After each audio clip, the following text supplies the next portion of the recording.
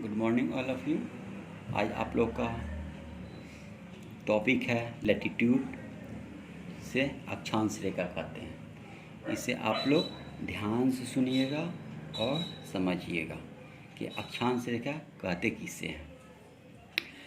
The latitude of a place is the angular distance of that place north or south of the equator measure from the center of the earth. It is measured in degree. The distance between two degree of latitude is 111 kilometer. Each degree is divided into 60 minutes and each minute is further divided into 60 second. It's means किसी स्थान का अक्षांश पृथ्वी के केंद्र से नापी गई भूमध्य रेखा के उत्तर या दक्षिण में उस जगह की कोणीय दूरी है, इसे डिग्री में मापा जाता है।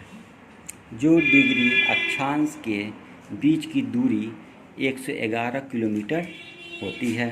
प्रत्येक डिग्री को 60 मिनट में विभाजित किया जाता है और प्रत्येक मिनट को 60 सेकेंड में विभाजित किया जाता है। Next, as the equator is the starting point, it is considered to be the 0 degree latitude.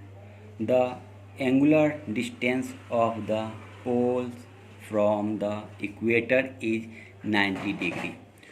So the North Pole is marked as 90 degree north latitude, while the South Pole is marked as 90 degree south latitude.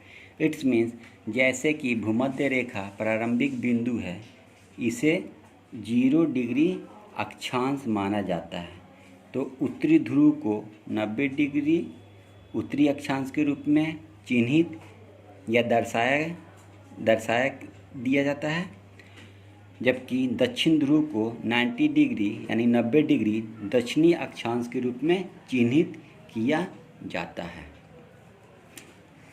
Next, parallel circle drawn at an interval of 1 degree will thus give us 90 parallels in each hemisphere. The equator is the longest parallel. As we move away from the equator towards the poles, the length of the parallel decreases. The North Pole and the South Pole are just 2 points. All latitudes in the northern hemisphere are denoted by the letter N, while latitudes in the southern hemisphere are denoted by the letter S. It means 1 degree के अंतराल पर खींचे गए समानांतर वृत्त यानी गोला, इस प्रकार हमें प्रत्येक गोलार्ध में 90 डिग्री यानी 90 समानांतर रेखाएं देखे जा सकते हैं। भूमध्य रेखा सबसे लंबा समानांतर रेखा होता है, जिसको हम लोग इक्वेटर बोलते हैं।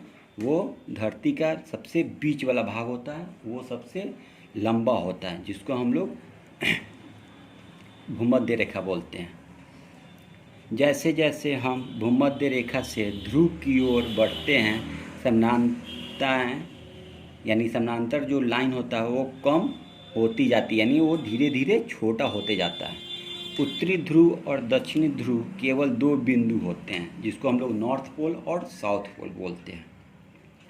उत्तरी गोलार्ध के सभी अक्षांशों को N अक्षर से निरूपित किया जाता है, जबकि दक्षिणी गोलार्ध में अक्षांशों को S अक्षर द्वारा निरूपित किया जाता है।